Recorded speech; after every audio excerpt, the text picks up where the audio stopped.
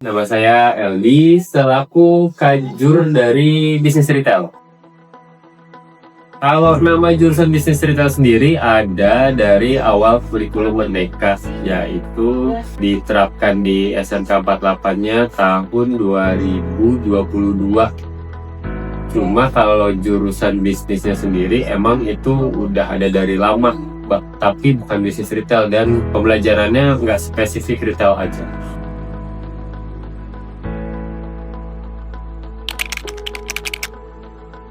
Karena kita SMK, yang udah pasti tujuan adanya sebuah jurusan adalah untuk mempermudah penyerapan tenaga kerja yang siap kerja.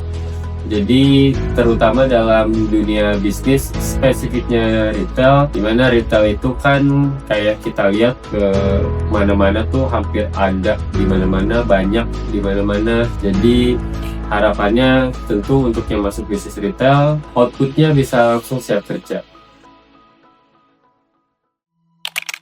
Prospeknya yang udah pasti, kayak kalau kita datang ke beberapa minimarket atau supermarket, itu adalah yang mereka lakukan semuanya terkait dunia retail. Kayak misalnya jadi kasir, jadi pramuniaga, jadi sales, ataupun jadi kepala toko. Manajemen yang mereka lakukan itu semua dipelajari di bisnis retail.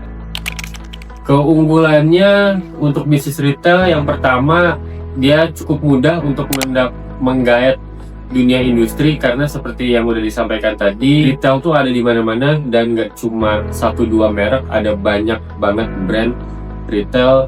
Jadi kalau misalnya memang concernnya adalah pengen kerja banget, dunia retail adalah salah satu dunia yang bisa digeluti. Tantangannya kalau dunia bisnis retail ataupun pada umumnya, yang pertama pasti perubahan ya, karena dunia retail pun juga mengalami perubahan baik itu dari segi teknologi maupun dari SDM. Tapi tantangan paling besarnya adalah stereotype. Pernah viral beberapa waktu lalu di TikTok, ada sebuah SMK di luar sana memposting lulusannya yang keterima kerja di salah satu minimarket, tapi cukup banyak hujatan karena dibilang standarnya segitu doang. Padahal justru dunia retail salah satu dunia yang seleksi masuknya itu ketat dan menjanjikan gaji yang cukup lumayan dibanding beberapa pekerjaan yang lain. Jadi stereotipnya memang agak kurang di masyarakat, walaupun faktanya di lapangan nggak berkata demikian. Kalau prestasi sendiri, kita masih kadang ikut lomba. Memang sejauh ini lomba-lomba yang dijuarai nggak spesifik retail, tapi lomba umum kayak misalnya juara bisnis plan atau lomba di bidang ekonomi yang lainnya. Karena untuk lomba retail sendiri memang spesifik retail masih jarang banget, dan pun baru ada tahun ini kita ikut dan masih proses. Alpha Class itu adalah kita SMK 48 kerjasama dengan Alfamart spesifik, karena Alfamart dan Alfamidi ataupun yang lainnya itu beda perusahaan, walaupun satu PT.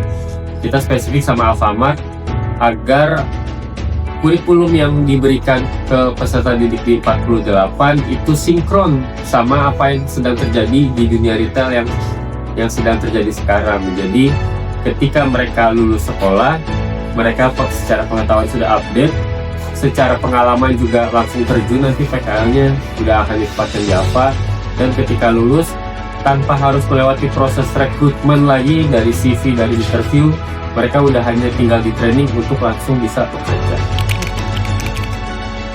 Persyaratannya sebenarnya nggak beda jauh sama dunia retail pada umumnya. Kayak tadi udah disampaikan, dunia retail itu salah satu yang standar masuknya cukup ketat. Jadi mereka di awal ada proses seleksi mengerjakan soal, mereka ada screening CV, bahkan screening tinggi badan, dan juga pengetahuan tentang dunia retail. Jadi seleksinya dilakukan ketika masih sekolah.